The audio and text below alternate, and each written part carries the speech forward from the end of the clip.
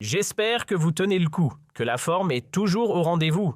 Car une chose est sûre, le spectre de Nassar n'a pas fini de rôder dans les couloirs de l'actualité algérienne. Ce revenant, qu'on appelle aussi le général Abdelkader Haddad, refait surface encore une fois à en croire des bruits concordants qui s'élèvent de plusieurs coins fiables. Oui, j'insiste, plusieurs. Mais attention, je ne fais que relayer ce que d'autres avancent. Ce ne sont pas NOS révélations, pas les miennes, pas celles de ma rédaction, et vous allez comprendre pourquoi. Tendez bien l'oreille. Cet épisode n'est pas à prendre à la légère. D'ailleurs, je vous encourage vivement à le propulser sur tous vos canaux. Faites circuler. D'après un cœur de source, toutes plus sûres les unes que les autres, le général Abdelkader Haddad, que l'on connaît mieux sous son petit nom de scène, Nassar aurait été mis hors circulation. Oui, messieurs, dames, il serait désormais logé gracieusement à l'hôtel Blida version militaire derrière les barreaux. J'espère que vous tenez le coup, que la forme est toujours au rendez-vous. Car une chose est sûre, le spectre de Nassar n'a pas fini de rôder dans les couloirs de l'actualité algérienne. Ce revenant, qu'on appelle aussi le général Abdelkader Haddad, refait surface encore une fois à en croire des bruits concordants qui s'élèvent de plusieurs coins fiables. Oui, j'insiste, plusieurs. Mais attention, je ne fais que relayer ce que d'autres avancent. Ce ne sont pas NOS révélations, pas les miennes, pas celles de ma rédaction, et vous allez comprendre pourquoi. Tendez bien l'oreille. Cet épisode n'est pas à prendre à la légère. D'ailleurs, je vous encourage vivement à le propulser sur tous vos canaux. Faites circuler. D'après un cœur de source, toutes plus sûres les unes que les autres, le général Abdelkader Haddad, que l'on connaît mieux sous son petit nom de scène, Nassar aurait été mis hors circulation. Oui, messieurs, dames, il serait désormais logé gracieusement à l'hôtel Blida version militaire derrière les barreaux. Plusieurs voix le confirment, l'écrivent. Noir sur blanc rideau baissé, le spectacle serait terminé. Enfin, brutalement terminé. Un épilogue sec, abrupt, presque arraché. Mais après tout cela faisait depuis le 18 septembre 2025 que le feuilleton nous tenait en haleine. Et là, on est le 15 octobre, presque un mois de rebondissements, de rumeurs et de suspense façon thriller algérien. Alors oui, si ces arrestations sont avérées, ce serait bien la fin du dernier épisode. Générique, clap de fin, la série Un brin interminable aurait enfin été coupée au montage. Qui l'a interceptée? Comment l'opération s'est déroulée?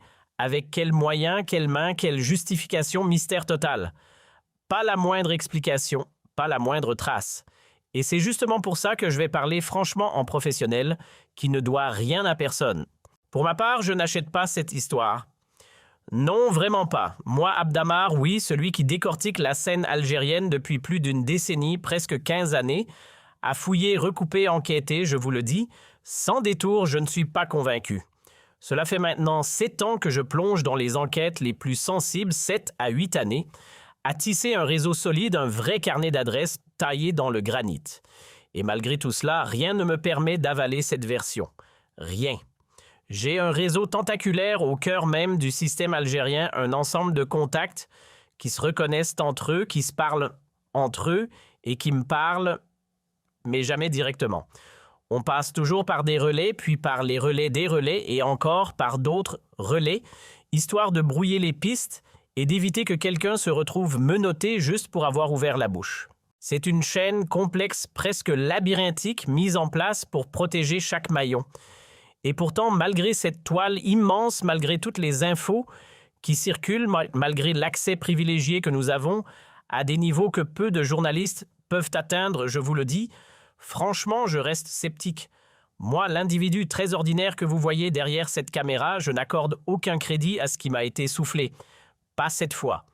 Je ne donne aucun crédit à cette rumeur et je le dis sans détour à ceux qui dirigent, à ceux qui répandent cette info. Personne, je dis bien personne, ne vous suivra les yeux fermés tant que vous ne posez pas une preuve sur la table. Si Nassar a réellement été coffré et s'il croupit bel et bien dans une cellule de la prison militaire de Blida, alors franchement, c'est un jeu d'enfant à prouver. On ne vous demande pas la lune. Une simple déclaration du ministère de la Défense suffirait à éteindre toutes les spéculations. Un petit communiqué officiel, sobre, signé en bas à droite. C'est tout. Parce que franchement, après tout ce cirque, cette saga, cette mascarade d'informations contradictoires, ces intox relayés en boucle pour embrouiller le public, vous pensez vraiment qu'on va se contenter on dit, l'affaire Nassar, c'est un tremblement de terre politique, pas un simple fait divers. C'est la plus grosse secousse que le régime algérien ait connue depuis 2019. Et vu l'onde de choc non seulement en Algérie, mais aussi à l'international, la presse espagnole s'en est saisie, des médias français aussi, il devient urgent, vital même de faire taire les doutes. D'autant qu'un grand journal ibérique affirme carrément que l'homme était sur leur sol. Et là, silence radio. C'est grotesque. On en revient toujours au même scénario toutes les semaines, tous les 10 jours, comme une horloge mal réglée, les rumeurs sur Nassar ressurgissent. Toujours aussi insistantes, toujours sans queue ni tête. Et surtout sans la moindre preuve, rien. Nada. Et à force, soyons honnêtes, qui va encore croire ce que racontent les canaux officiels algériens? Certainement pas moi. Je le sais, ça ne va pas plaire. Il y en a qui vont grimacer. Nos contacts, certains de nos relais vont sans doute se sentir visés. Mais je ne peux pas continuer à faire semblant. À un moment, il faut regarder la vérité en face. Moi, je veux pouvoir dormir en paix sans avoir le poids d'un mensonge collectif sur la conscience. Je refuse d'être la boîte à écho d'un enfumage organisé, que ce soit sur Facebook, dans les cercles d'opposition ou dans les colonnes de la presse qui se veut libre mais qui reste hors de portée directe du pouvoir. Je dis stop. Assez de jouer les complices involontaires. Tant que vous ne mettez pas une preuve claire sous le nez du public, oubliez l'idée qu'on vous prendra au sérieux. Le 18 puis le 19 septembre 2025, ce n'était pas une simple alerte, c'était un verrouillage total de la capitale et de toute sa couronne. Alger bouclé, Tipaza surveillé, Blida Boumerdes et même Chlef transformés en zone sous haute tension. On a vu des scènes qu'on croirait sorties d'un film d'action hélico, en patrouille chien-pisteur sur les trottoirs, agents de renseignement, déguisés en passants force spéciale partout, DGSI, DGSN, gendarmerie, républicains, tout le monde était dehors. Même le président a vu sa sécurité passer en mode bunker. Oui, à ce point-là. C'était du jamais vu. Alors venez pas nous dire aujourd'hui, après ce chaos millimétré, que tout va bien et que vous gérez. Pas sans preuve. Pas cette fois. Le 18 septembre 2025, le jour même où Nassar s'est volatilisé, un haut conseil de sécurité a été convoqué en urgence. Et pendant les 2 jours qui ont suivi, certains parlent même de presque 3. Tout le centre du pays a viré au camp retranché. Alger s'est retrouvé ceinturé de barrières, de barrages, de patrouilles. Un véritable état de siège. On en est arrivé à un point où même les pêcheurs, oui les pêcheurs des ports du littoral central, n'avaient plus le droit de sortir en mer. Fini la pêche, fini les balades, fini tout ce qui flotte, interdit. Et ce n'est pas tout. Après coup, on nous a soufflé que plusieurs wilayas de l'Ouest ont, elles aussi, subi un renforcement sécuritaire certes moins écrasant que ce que la capitale avait enduré, mais assez visible pour qu'on comprenne que tout le pays retenait son souffle. Les 18, 19 et une partie du 20 septembre resteront gravés comme des journées où plus rien ne bougeait, sauf les forces de sécurité.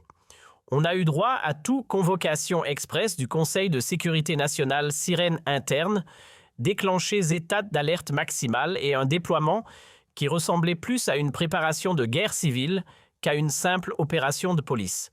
Le pays entier semblait tenir sur un fil comme si un putsch était en train de se jouer. Puis brusquement, tout s'est dissous. Les barrages se sont retirés, les dispositifs se sont évaporés et l'on a fait comme si rien ne s'était passé. Comme si cette crise n'avait jamais existé. Et au lieu d'assumer publiquement, on laisse tourner des murmures, on dit juste pour que nous, journalistes de l'étranger activistes, créateurs en exil, devenions les vecteurs de leur fuite non vérifiée. Bref, pour qu'on propage à leur place des informations sans fondement. Soyons clairs, si les autorités algériennes avaient vraiment mis la main sur Nassar, elles auraient déjà paradé devant les caméras. Je connais leur mécanique, je connais leur ego. J'ai mis les pieds littéralement dans leurs salons les plus fermés. J'ai vu comment ils fonctionnent quand ils pensent avoir remporté une victoire. Le pouvoir algérien, et je peux l'affirmer après avoir côtoyé ses cercles les plus étroits, traîne un sacré complexe, un besoin compulsif d'exhiber sa force, de se rassurer, en montrant qu'il domine tout. Et là, étrangement, silence radio.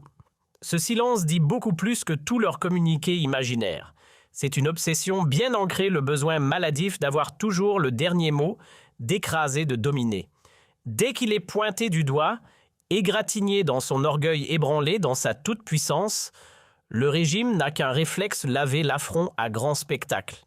Et s'il parvient à reprendre le dessus, alors là, c'est feux d'artifice, tambours et trompettes.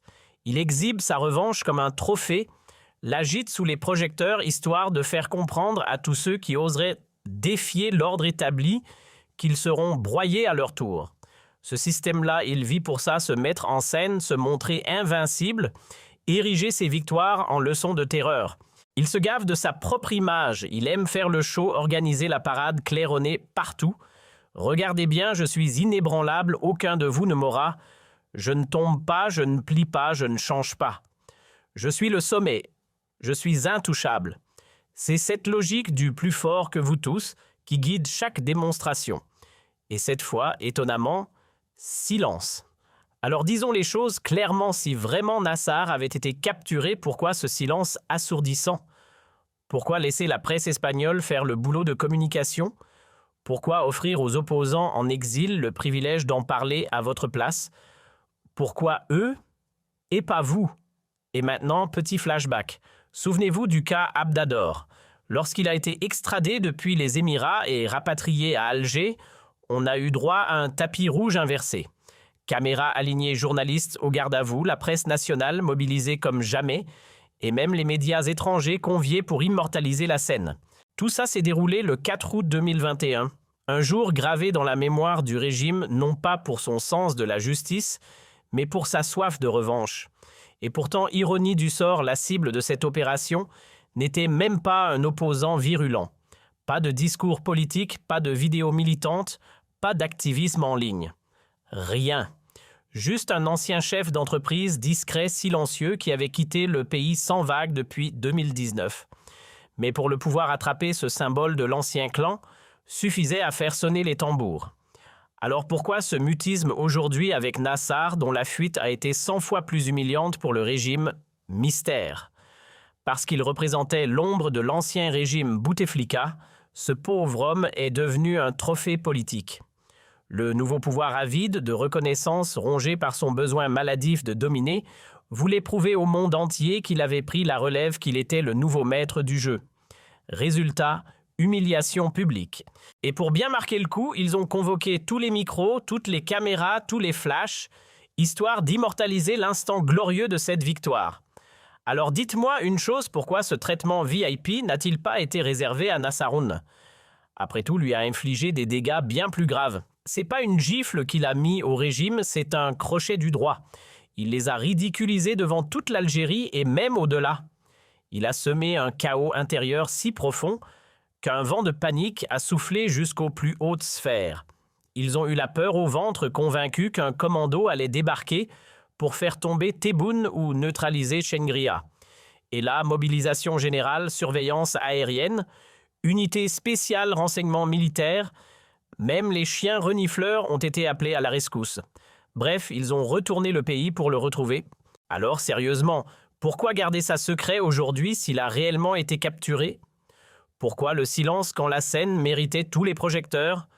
On peut parier sans trop de risques que le régime de Tebboune garde une rancune tenace envers cet homme, celui qui les a ridiculisés en pleine lumière. Et comment ne pas en vouloir à celui qui a exposé au grand jour leurs failles les plus profondes? Même Le Monde, ce journal qu'on ne soupçonne pas de sensationnalisme, a publié noir sur blanc l'étendue des fractures internes du système algérien. Nassar n'a pas simplement fui, il a déshabillé le régime, il s'est échappé d'un dispositif censé être ultra verrouillé, a disparu, malgré tous les radars, toutes les caméras, tous les yeux du renseignement militaire et civil braqués sur lui. Il a fait voler en éclats le mythe de l'omniprésence sécuritaire. Il a démontré que ce pouvoir qu'on nous présente comme une forteresse impénétrable est en réalité friable, vulnérable, incapable de garder un seul homme sous surveillance. Ce que Nassar a infligé au régime de Tebboune, aucun autre, ni BF, ni même les plus farouches opposants, n'a réussi à aller aussi loin. Il ne les a pas juste défiés, il a porté un coup direct à leur honneur, à leur image de force absolue. Il les a tournés en dérision, exposés comme un pouvoir impuissant, inefficace, incapable de tenir les rênes comme il le prétend. Alors disons-le franchement, si Nassar a bel et bien été arrêté, le régime algérien a décidé de le cacher au fond d'une boîte. Rien. Pas d'image, pas de mise en scène, pas même un petit clin d'œil à la presse. Silence complet. Et certains viennent m'expliquer que c'est normal parce que, vous comprenez, c'est un général, pas un civil. Un ancien chef des services secrets, donc on ne peut pas le traîner devant les caméras comme une attraction de fête foraine. Ce serait une insulte à la grande muette, un affront à l'armée. Très bien. Sauf que ce film-là, on l'a déjà vu. Souvenez-vous, en 2019, le général Tartag, vous l'avez oublié, lui aussi faisait partie du cercle très fermé du renseignement. Et pourtant, ils ne se sont pas gênés. Caméra braquée, plan bien net, images soigneusement diffusées. Le général TF et Bachir Tartag grimpant les marches du tribunal militaire de Blida comme deux figurants dans un mauvais polar. Et tout ça devant tout le pays. À l'époque, on ne parlait pas de dignité ni de sauver l'honneur de l'institution. Ah oui, on va me dire, mais à ce moment-là, le président n'était plus là, c'était Gaïd Salah qui tenait les rênes. D'accord, mais la mise en scène, elle était bien réelle. Pas de photos, pas de vidéos, même pas un pauvre communiqué de presse pour sauver les apparences. Mais où est donc passée la machine médiatique du régime algérien, cette machine qui d'habitude s'emballe dès qu'il faut crier victoire, frapper du poing sur la table ou faire croire qu'on a repris le contrôle? Avant, il n'hésitait pas, il sortait. L'artillerie lourde de la presse pro-régime, le soir d'Algérie et Tchourouk, tous les habitués du copier-coller patriotique. Il recevait les éléments de langage directement par tuyau officiel et hop, en une, Nassar Dine capturé. Il est dans nos filets, il ne s'est pas échappé, on l'a neutralisé, c'est notre triomphe, pas le sien. Et là quoi? Rien. Silence radio. Aucun de ces journaux, pourtant bien connus pour relayer la ligne du pouvoir même quand elle tangue, n'a daigné annoncer la fin de l'histoire. Juste un petit sursaut tardif du soir d'Algérie qui a publié un démenti sec 4 jours après une info venue de Confidentiel des Nations Sombres disant que Nassarjan serait encore en Algérie. Aucune explication, aucun développement, juste un nom balancé comme une gifle sèche et à part eux uniquement El Kabar. Même pas un écho dans le reste de l'écosystème propagandiste. Ce qui frappe, c'est le contraste.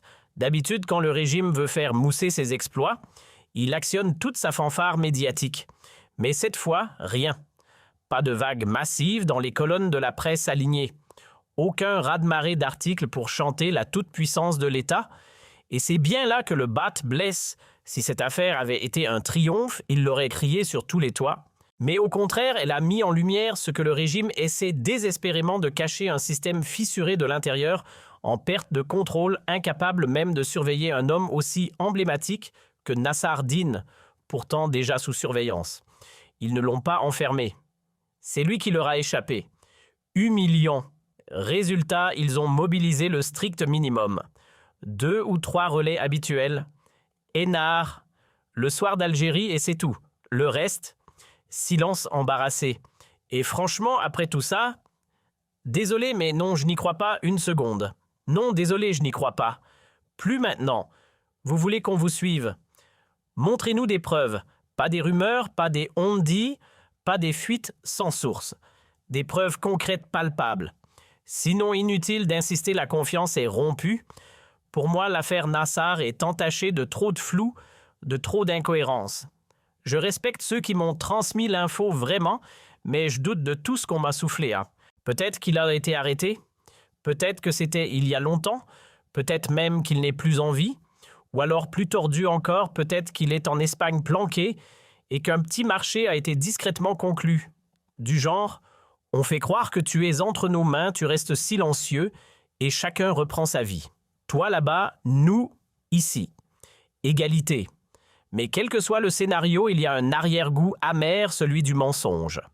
D'un habillage grossier pour dissimuler une vérité dérangeante. Depuis le début de cette affaire, l'intelligence des Algériens a été piétinée. On les a pris pour des naïfs, on leur a servi des récits bâclés invérifiables. Et pourtant, ils étaient là. Ils ont vu Alger bloqué pendant des heures interminables, les 18 et 19 septembre 2025.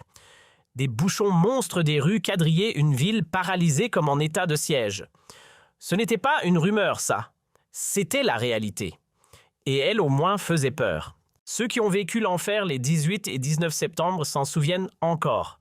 Coincés pendant des heures dans un chaos urbain provoqué par la cavale d'un seul homme, Nassar. Cette population-là mérite mieux qu'un silence méprisant. Elle mérite la vérité. Juste ça. Alors pourquoi ce mutisme organisé? Pourquoi ce refus obstiné du régime algérien de s'exprimer clairement? Et quand je parle de prise de parole officielle, je ne parle pas d'un murmure dans un couloir ou d'une fuite anonyme. Non, il y a deux façons bien connues pour le pouvoir d'annoncer quelque chose, la méthode frontale, celle du communiqué officiel estampillé ministère, et la méthode détournée via ses canaux habituels, comme l'APS, les ondes des radios d'État et les journaux publics. Et même dans ce registre, il existe des niveaux. Le premier, c'est la version semi-officielle, l'APS, les radios nationales, la télé publique. Le second, plus rusé, utilise la vieille presse du pays, ses journaux historiques, nés dans les années 1990, El Watan, Le Soir d'Algérie et Chourouk et toute la clique. C'est ça leur stratégie habituelle pour faire passer un message sans jamais le signer. Alors pourquoi cette fois? Rien.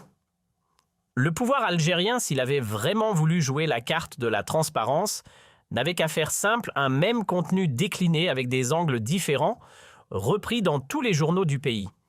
Une ligne éditoriale homogène, mais adaptée selon le ton de chaque média. Là, on aurait pu parler d'une info validée d'un récit encadré et surtout assumé. Car une fois que le régime donne son feu vert à la machine médiatique, c'est pour affirmer haut et fort « Voici les faits, voici notre version, et voilà comment nous avons géré la situation ». Et d'autant plus quand il s'agit d'un coup d'éclat d'un trophée politique, la capture d'un général ancien chef des renseignements, qui s'était évaporé sous surveillance et que la presse espagnole avait localisé en Espagne. Le capturer et le ramener, c'est presque une épopée nationale. Et pourtant, aucun quotidien local n'a été mandaté pour en faire le récit. Aucun grand titre n'a été invité à relayer la version officielle. Pourquoi ce silence soudain? Pourquoi priver les Algériennes et les Algériens d'une telle victoire à afficher dans les colonnes de leurs journaux? Si le pouvoir algérien avait voulu briller, c'était là une occasion en or de sortir de cette affaire en héros, auréolé d'une autorité implacable. Le message aurait été limpide, personne ne s'enfuit, personne ne triche et encore moins un certain Nassar qui ne ferait pas exception à cette règle d'acier. Mais au lieu de cela, le grand silence. Aucun écho dans les canaux officiels. Seuls quelques noms récurrents s'en font l'écho, Abdaramir DZ, Saïd Benzira. Et puis c'est tout, le vide absolu autour. Quant à moi, oui, j'ai reçu l'info. Elle est bien arrivée jusqu'à moi. Mais je n'ai rien en main qui me prouve sa véracité. Et très franchement, j'ai du mal à y croire. Je vous parle franchement, je reste sceptique. J'en ai parlé avec mes contacts, mes relais, mes sources. Rien n'y fait. Je doute. Et je ne suis pas le seul, le grand public ne gobe plus aussi facilement ce genre de récit. Et j'adresse ceci aux autorités algériennes, si cette histoire s'est retrouvée dans la nature, c'est qu'elle n'a pas jailli par magie. Il y a bien eu un coup de pouce en coulisses, une fuite bien placée. Ensuite, j'ai échangé avec d'autres canaux, Abdou entre autres, et certains affirment que l'éventualité que Nassar soit détenu à Blida, loin d'être une preuve de force, exposerait en réalité le régime à une vulnérabilité. Que cette fuite d'informations serait en fait un aveu de faiblesse, pas une démonstration de puissance. Pour ma part, une chose me semble claire, s'ils persistent à garder le silence, c'est qu'ils redoutent quelque chose. Peut-être qu'ils ont peur d'un éventuel retour de bâton de la part de Nassar lui-même, ou alors ils craignent les représailles de ceux qui lui sont proches tapis dans l'ombre. Peut-être aussi qu'ils tremblent à l'idée que des journalistes libres, oui, ceux qu'ils ne contrôlent pas, finissent par dénicher ce qu'ils tentent désespérément de camoufler et que le scandale explose en pleine